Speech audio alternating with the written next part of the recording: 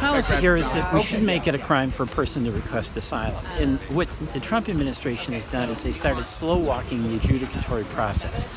And the reality is that people who request asylum might not get it. All right, so this is not saying you're automatically going to get it just by showing up. But to criminalize a request is what is un-American. Peter Welch, Vermont's lone congressman, stopped in Manchester after returning to the state following a one-day trip to Texas on Monday, June 18th, where he went as part of a congressional delegation to observe firsthand the conditions under which children of would-be immigrants were being detained by federal authorities.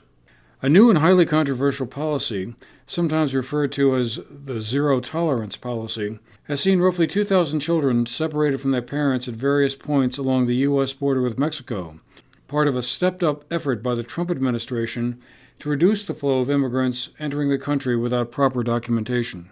Before his visit to Manchester and discussions with town officials, Welch described some of his reactions to the visit outside Manchester's town hall.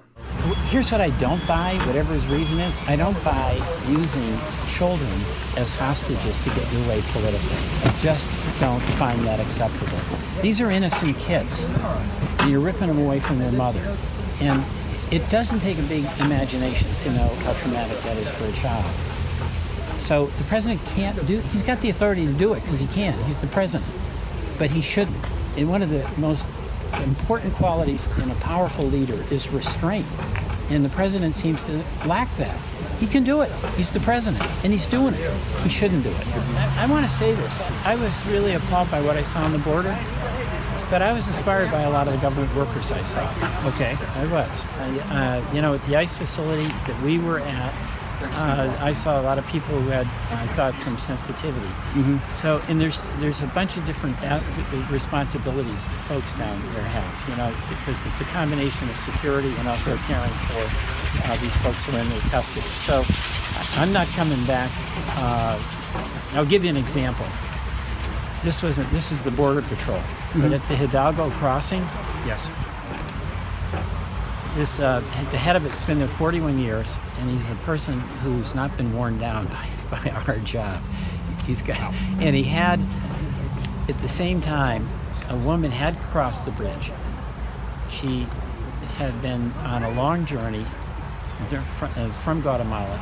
She had a baby on the way, and she was there with a 2-month-old baby. And this commander was gentle and kind, mm-hmm. and gracious to this person, trying to help her, and she was going to be processed out soon. We walked out the door. He brought me over to where cars are coming in and showed me a car where they just seized 12 kilos of cocaine. Mm-hmm. So think about that job. He's got folks out there with tactical weapons, and he's dealing with very dangerous drug dealers on the one hand, and on the other hand, he's dealing with a scared mother and a 2-month-old. Sure. So. After that, it was on to a tour of the town's recreation park with town manager John O'Keefe. And then, dodging a sudden rainstorm that struck in the middle of the visit, they, along with a group that included Representative Brian Keefe, State Senator Brian Campion, Select Board member Wayne Bell, and Economic Development Officer Pauline Moore, visited a couple of locations in downtown Manchester, such as the Fortuna's Sausage and Italian Market and the Union Underground, a new restaurant that has recently opened. Town manager O'Keefe said the visit was a way to show how the town had invested some of the federal funds it had received. I mean, we wanted to show off Main Street and show them what kind of improvements that we make with federal highway funds and how important it is in the downtown areas to keep investing in it. While the brief downtown tour may have been the original purpose of the visit, the subject of the policy authorizing separation of children from their parents at various spots along the border showed few signs of fading away, and Welch suggested there may even be some support among Republicans in Congress to buck the president and force a revision to the policy. Because, it was asked what can one member of Congress do with it. We have to have Republicans. We have to have Republicans. And, my Republican colleagues are appalled at this, but will they act politically? That's the test for silence.